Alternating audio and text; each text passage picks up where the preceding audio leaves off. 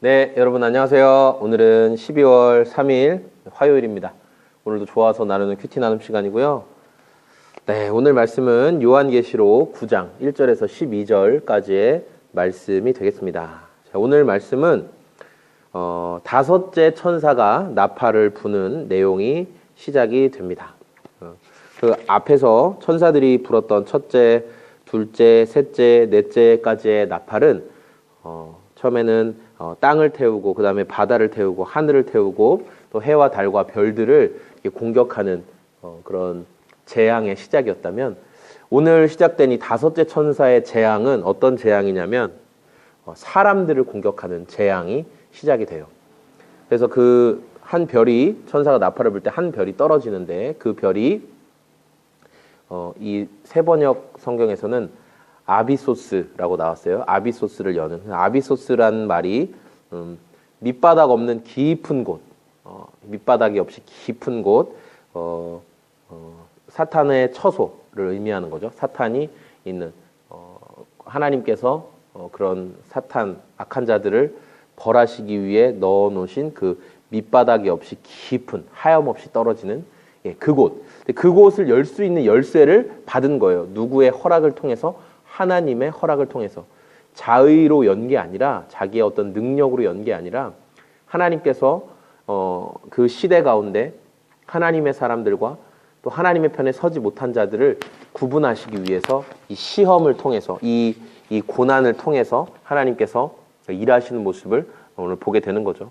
그러니까 이제 거기가 열리고 용광로 같은 데서 막 연기가 나오면서 그 속에서 2절에 메뚜기 같은 것들이 나왔대요. 이게 이제 모양이 굉장히 특이한데, 그러니까 요한이 자기가 이제 환상 가운데 본 거기 때문에 이거를 우리 요즘 현대의 말로, 현대의 형상으로, 심상으로 생각하면 더 되게 재밌는 게 많아요. 그래서 뭐 어떤 분들은 뭐 그 요한이 본 그런 빛나는 두루마리, 종이, 이런 게 아마 아이패드일 것이다, 뭐 그런 얘기를 하기도 해요. 그 우스갯소리로.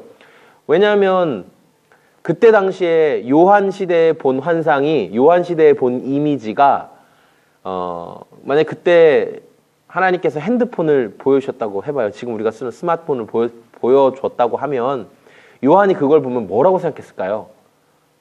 뭔가 빛이 나는 그런 상자? 뭐 그 정도로 생각할 수 있었을까요? 빛나는 상자. 뭐 그렇게 되겠죠. 그러니까 지금 오늘 말씀에 나온 이 사람을 해하는 권세를 가진 메뚜기가 있는데,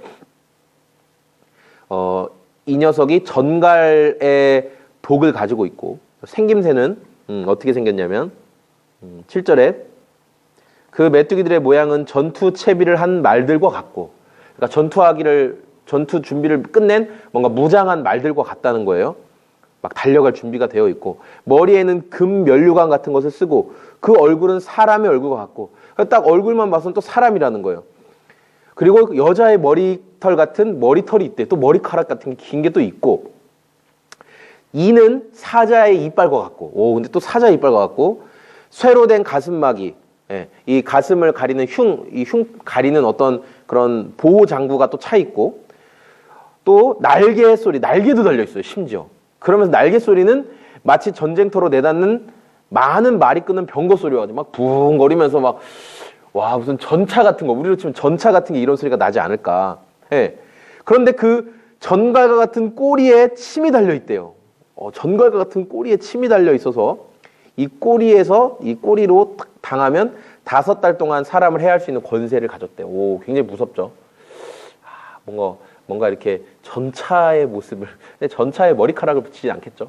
하여튼 요한이 본 어떤 특별한 심상이에요. 어떤 생물체처럼 보인 거예요. 그가 볼 때는. 하나님 보여주신 거죠. 자, 근데 어쨌든 저는 이런 심상, 뭐 이런 거에 집중하기보다는 오늘 이 메시지에 제가 집중한 핵심은 2개예요. 뭐냐? 하나님 편에 속한 사람은, 여기 말씀에 보면은 이마에 4절에 이마에 하나님의 도장이 찍히지 않은 사람만 해하라는 명령을 받다. 그러니까 하나님께서 내 사람이다, 하나님의 사람이라는 도장을 받지 않은 자들은 이 메뚜기 전갈에 의해서 5달 동안 해를 당하는 거예요. 엄청나게 괴로운 해를 당하는 거예요.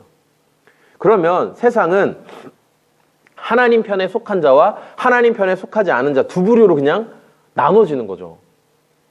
이 성경이 말하고 있는 게 그거 아닌가요? 저의 이해가 지금 불가능한가요? 하나님 편에 속한 자가 있고 하나님 편에 속하지 않은, 그러니까 마귀가 사단이 해할 수 있는 자가 있고, 그리고 그 중간에 뭐가 또 있는 거예요? 하나님 편에도 속하고 또 마귀 편에도 속하는 어떤 중간에 어떤 존재가 있나요?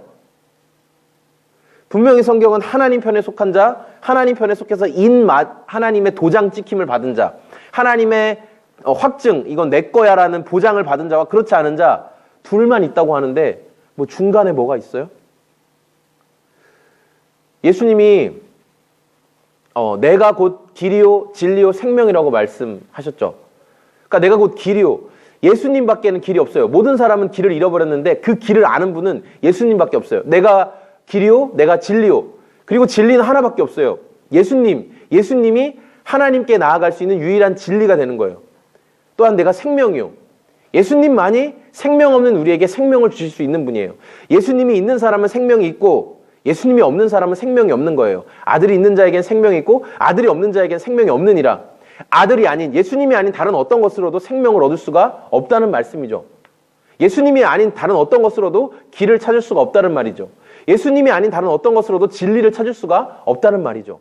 예수님만이 우리에게 길과 진리와 생명 주신다는 거예요. 그런데 예수님이 아닌 어떤 중간, 사단한테 속한 것도 아니고 예수님께 속한 것도 아닌데 그 중간에 어떤 것으로 인해서 하나님의 심판도 받지 않고 그럭저럭 잘 살아갈 수 있다라고 말하는, 그렇게 보는 시각이 과연 가능한가요? 하나님을 대적하거나 하나님을 대적하지 않거나 하나님의 편에 섰거나 하나님의 반대편에 서 있거나 둘 중에 하나 아닌가요? 그런데 제가 지금 이 세상을 보면은 양비론이라고 하죠. 너도 틀렸고 너도 틀렸어. 하나님도 틀렸고 마귀도 틀렸고, 그럼 너는 뭔데? 당신이 맞다고 말하는 게 다 틀렸대요. 이렇게 말하는 것도 틀렸고 저렇게 말하는 것도 틀렸대요. 그렇게 말하면 안 된대요. 그럼 어떻게 해요? 뭐가 맞는 거예요?